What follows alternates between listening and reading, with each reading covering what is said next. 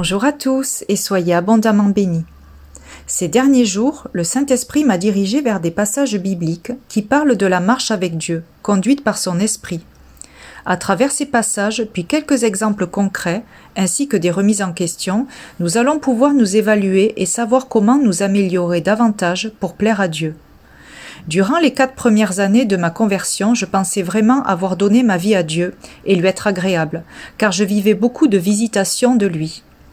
Mais je n'étais qu'une enfant qui marchait par sa chair, donc par mes pensées, mes sentiments et mes envies.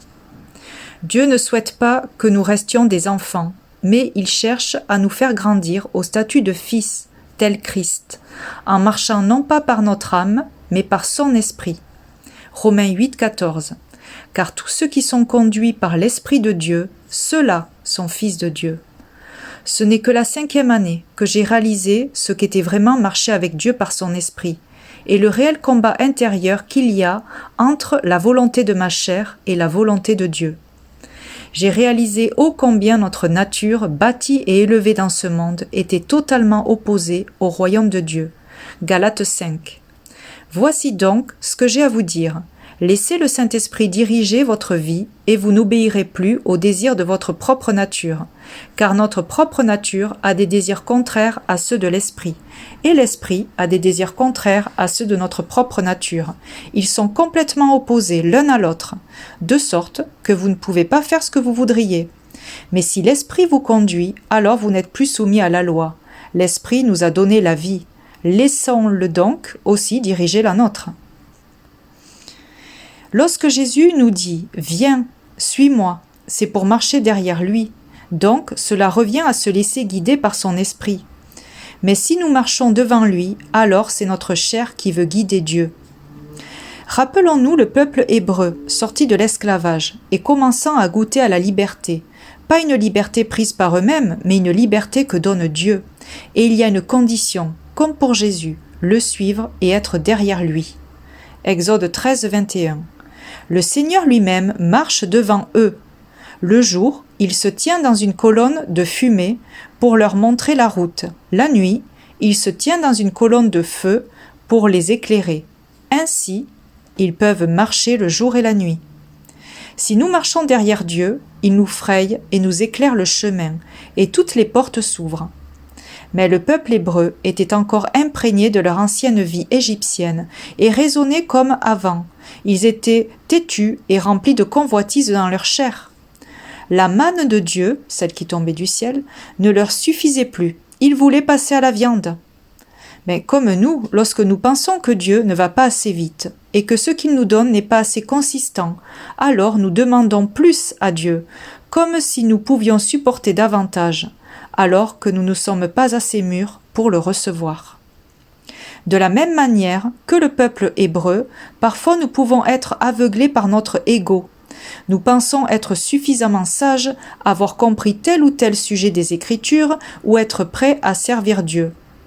Intérieurement, cela nourrit une certaine rébellion ou désobéissance que nous ne pouvons pas percevoir, mais que Dieu sonde.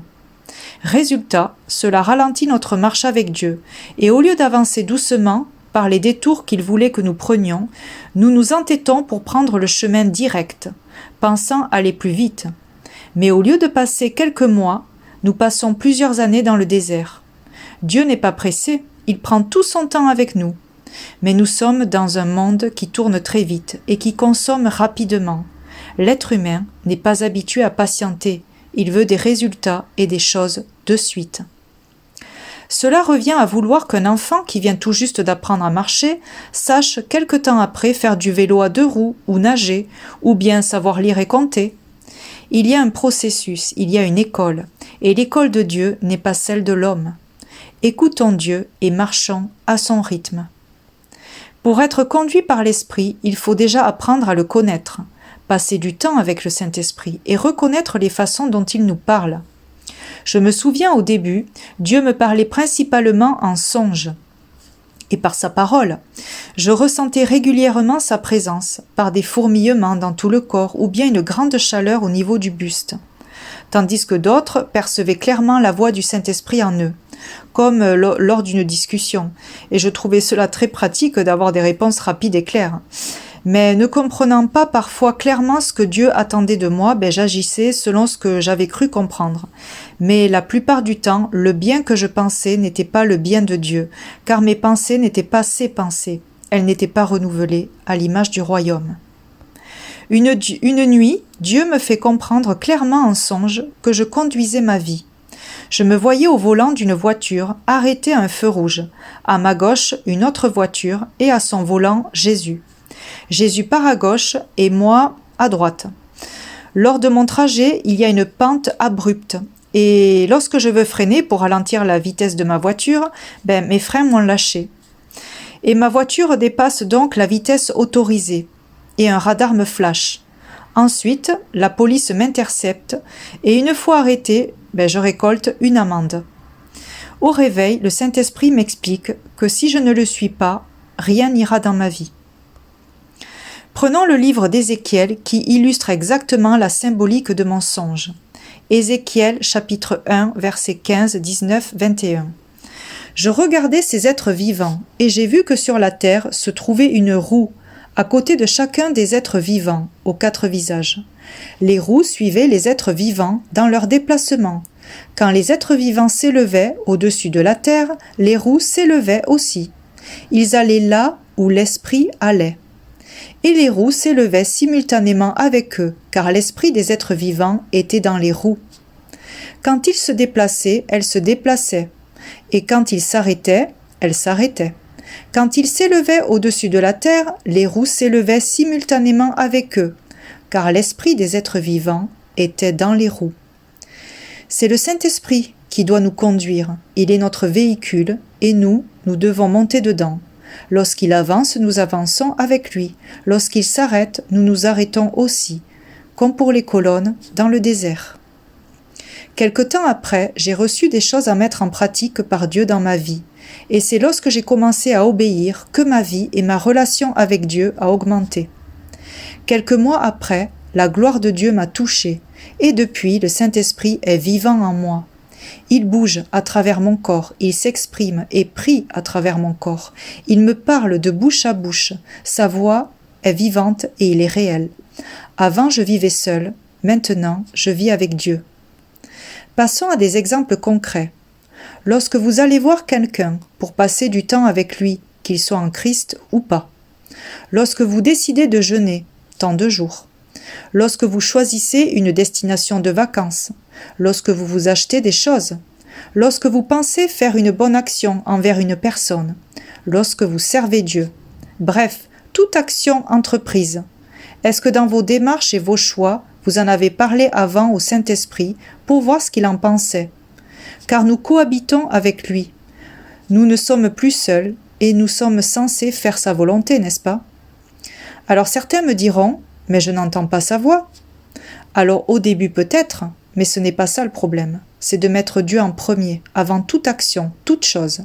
Et lorsque vous incluez Dieu dans votre vie, alors il se manifestera concrètement et vous parlera clairement. Le Saint-Esprit est un être sensible, qui aime se faire désirer. Si nous l'ignorons, il nous ignore, quand nous aurons besoin de lui urgemment. Il est facile de dire « j'ai donné ma vie à Dieu », mais si nous nous introspectons sérieusement et humblement, nous verrons combien de domaines encore nous gardons la maîtrise. Donner sa vie à Dieu, c'est s'abandonner dans tous les domaines. Je me souviens une fois d'une phrase qui m'a percutée lorsque Jésus a dit en songe à un frère qu'il n'y a pas que l'âme que nous devons donner, mais aussi le corps. Bien souvent, nous nous focalisons que sur le côté spirituel, mais Dieu a besoin d'un corps fort et solide et en bonne santé pour le servir. Nous sommes son temple et son esprit habite en nous. Alors comment est notre logis, notre corps? A-t-il une bonne hygiène de vie? Sommeil, alimentation, exercice physique?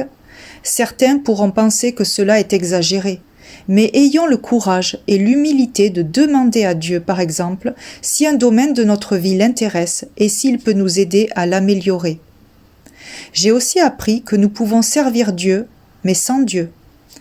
Jean 5, 19.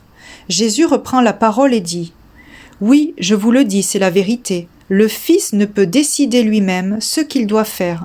Il voit ce que le Père fait et il fait seulement cela. Ce que le Père fait, le Fils le fait aussi. Alors, ne nous agitons pas à servir Dieu jusqu'à épuisement ou de la manière dont nous voulons le faire, et prenons la bonne part chaque jour, comme Marie, au pied de Dieu, en silence, pour l'écouter et le suivre selon son désir. Amen.